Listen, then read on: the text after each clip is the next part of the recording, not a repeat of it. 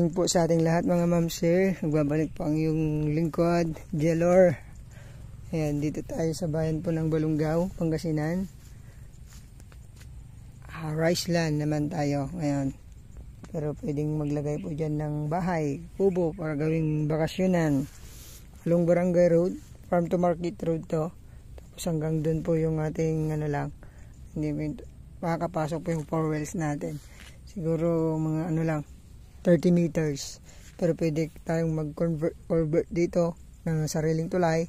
Okay lang naman po yan. Pero okay naman na doon. Nakapasok naman po yung ating 4 wheels dito. Sasakyan.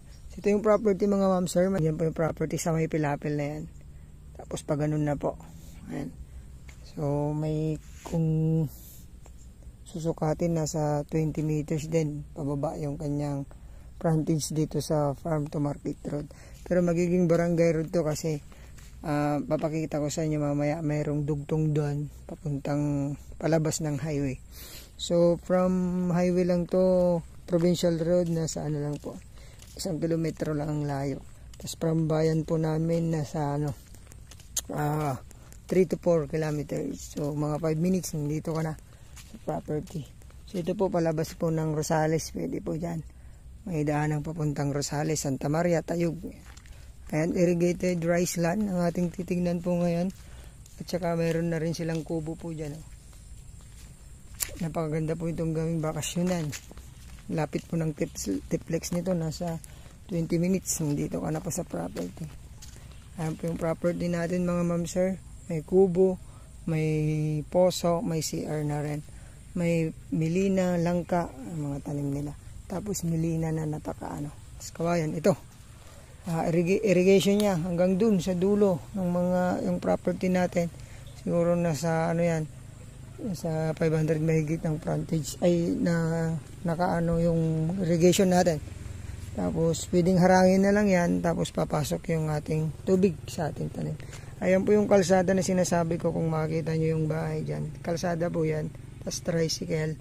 Ayan, paikot po dito ito yung daan na to. Yan. Ito po yung daan na to, pag ganun. Gagawin po yan kasi magiging barangay road.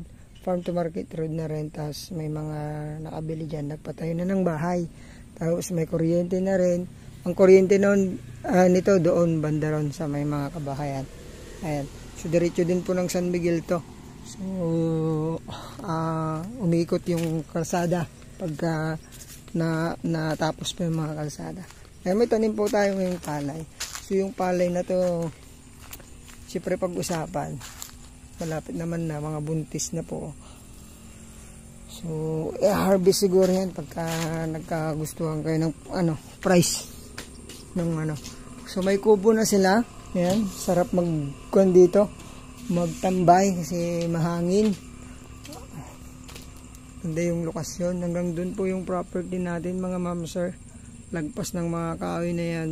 So 12,000 square meter. Lapit po ng barangay road. Nakadikit po ang irrigation.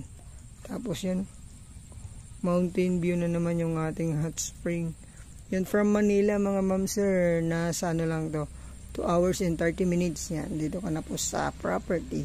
Kagandahan po nito, napakagitnaan ka po ng Isabela, Ilocos, Baguio, Manila. Ayan.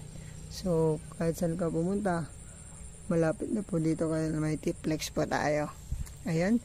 Ang price nito maya mami ilalagay ko po sa aking description box o sa aking thumbnail para maano nyo po yung price at kung anong sagot nila. Hindi na daanan ko na lang po mamaya. Ayan po yung kanilang puso, CR. So yun, maraming salamat po mga ma'am sir. Sana magustuhan nyo to. 12,000 square meter dito sa bayan ng Balungaw, Pangasinan. Ingat po kayo palagi. God bless po.